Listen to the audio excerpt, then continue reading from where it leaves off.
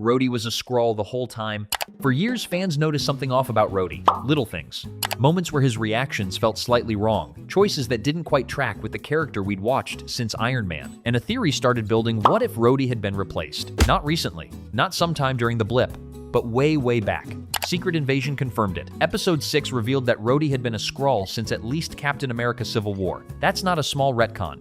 That's a massive recontextualization of nearly a decade of MCU history. Every scene where Rhodey pushed against the Avengers, every political decision, every moment where he seemed just a little too eager to side with the government over his friends, none of it was him. And here's the thing, it reframes his injury at the end of Civil War 2. The real Rhodey was already gone by then.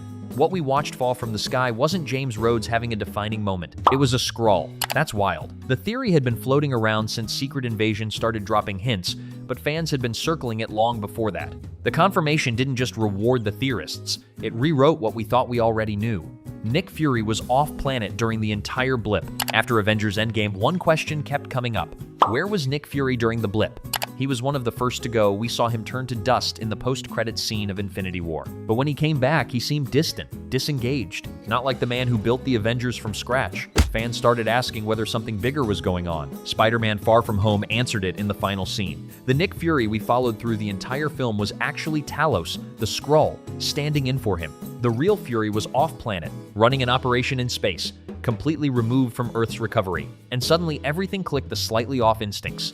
The moments where Fury didn't push back the way you'd expect him to. The reason he seemed to trust Mysterio far too easily. The theory that Fury was absent in some meaningful way had circulated almost immediately after Endgame. Far From Home didn't just confirm it, it expanded the stakes. Fury wasn't just checked out emotionally, he was building something. Saber, the space station operation that becomes central to Secret Invasion, was already in motion. The theory was right, and the MCU had been seeding it the whole time without most audiences catching it. Doctor Strange is the greatest threat in the multiverse. When Doctor Strange said we're in the endgame now in Infinity War and allowed Thanos to take the Time Stone, fans immediately started dissecting it. He saw 14 million possible futures. He found exactly one where the Avengers won, and he chose that path, deliberately surrendering something he had sworn to protect. Some fans took it further. If Strange is willing to let everything burn for the outcome he chooses, what does that make him? A hero? Or the most dangerous person in any room? Doctor Strange in the Multiverse of Madness made it explicit. Sinister Strange, the variant who stayed in his universe after defeating Thanos, told our Strange directly that sorcerers are the greatest threat the multiverse has ever seen, because they can see outcomes, they can choose futures, and that level of power without the right person holding it ends worlds. Our Strange absorbs a Darkhold. He dreamwalks through a corpse. He does things that no other hero in the MCU would even consider. Sam Raimi and the creative team behind Multiverse of Madness confirmed in interviews that this was intentional. Strange's arc was always heading toward the question of whether he's actually safe to have around. The theory that Strange's sacrifice in Infinity War revealed something darker about his character wasn't just fan speculation, it was the premise the next chapter was built on. If you're loving this breakdown, make sure to subscribe and hit the bell. We've got more coming. Let's keep going. Wanda was always destined to become the Scarlet Witch. The name came up in Age of Ultron. Just once, briefly. Strucker's notes referenced her as the Scarlet Witch, and fans locked onto it immediately, because that's a name that carries enormous weight in the comics. A prophecy, a title, a thing someone becomes rather than is born as. The theory was that the MCU was building toward that transformation deliberately, that Wanda wasn't just a powered person. She was something that had been written into existence long before she understood it herself.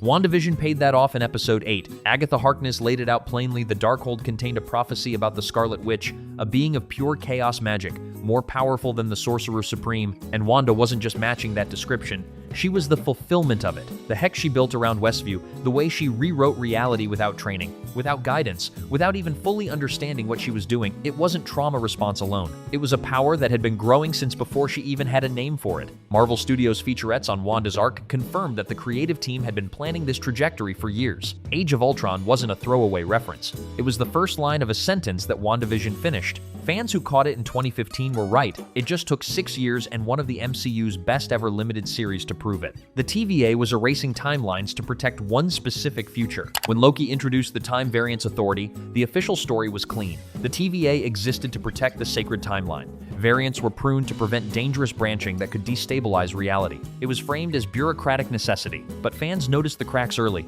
The TVA wasn't neutral, it was selective. It wasn't preserving order in the abstract, it was preserving one specific version of events. and the theory started forming that someone with a very personal stake in that future was running the whole operation. Loki Episode 6 confirmed it. He, who remains a variant of Kang the Conqueror, had built the TVA specifically to prevent other Kang variants from rising to power. The sacred timeline wasn't sacred because it was right, it was sacred because it was his. Every branch that got pruned, every variant that got erased, every timeline the TVA collapsed, all of it was protecting one man's throne across all of time. The TVA wasn't law enforcement. It was a personal army dressed up in bureaucratic language. Michael Waldron confirmed in interviews that this was the core dramatic irony the writers built the entire season around the audience, and the characters discovering that the institution they'd been watching operate with apparent authority was built on one of the MCU's most elaborate lies. Fans who theorized that the TVA's real function was about power rather than order were exactly right. Steve Rogers created his own timeline by going back. The ending of Avengers Endgame split audiences down the middle. Steve Rogers went back in time to return the Infinity Stones and chose to stay to live the life he'd missed. Then an old man appeared on a bench near where the time machine had been. Fans immediately started arguing about the mechanics. If time travel in the MCU creates branch timelines, how was old Steve sitting there? Did he return to the main timeline? Or was there something else happening? The Russo brothers and screenwriters Christopher Marcus and Stephen McFeely settled it in post-release interviews. Steve didn't come back through the main timeline's quantum tunnel. He lived in a branched reality, one he created the moment he chose to stay. He grew old in a timeline that ran parallel to the one we'd been watching. The Peggy dancing with Steve in her living room, the scenes implied across the decades he spent with her that happened in a separate branch. When he appeared on that bench, he'd traveled from his own timeline to pass the shield to Sam. It was the theory that made the most mechanical sense given how the Russos had defined time travel in Endgame, and they confirmed it directly. The emotional weight of the ending doesn't change, but what changed is the understanding that Steve didn't quietly exist in the background of the MCU. We know he built something separate, a life, a timeline, entirely his own. Gamora was always going to choose the Guardians over Thanos. When Guardians of the Galaxy Volume 2 came out, Gamora's arc seemed straightforward. She was a former assassin learning to trust her found family, but there was something underneath it. A tension between her loyalty to the team and her unresolved rage toward her father. Fans started theorizing that her ultimate choice, which side she'd stand on when it mattered most, had already been written into her character from the beginning. That Thanos had raised a weapon that was always going to turn against him. Avengers Infinity War and Endgame confirmed it in the most brutal way possible. Gamora didn't just choose the Guardians. She chose to die rather than let Thanos win. And in Infinity War, when Thanos threw her off the cliff to claim the Soul Stone, it wasn't a random cruelty. It was the moment the MCU revealed that Thanos understood something about his own daughter, that he'd never admitted that she hated him, that every moment of her obedience was resentment wearing a mask. The theory that Gamora's trajectory was always leading toward this breaking point, that her love for Peter and the team was the thing that would ultimately undo Thanos' plans, was exactly what the Russos had been building toward since Guardians Volume 2 planted the seeds.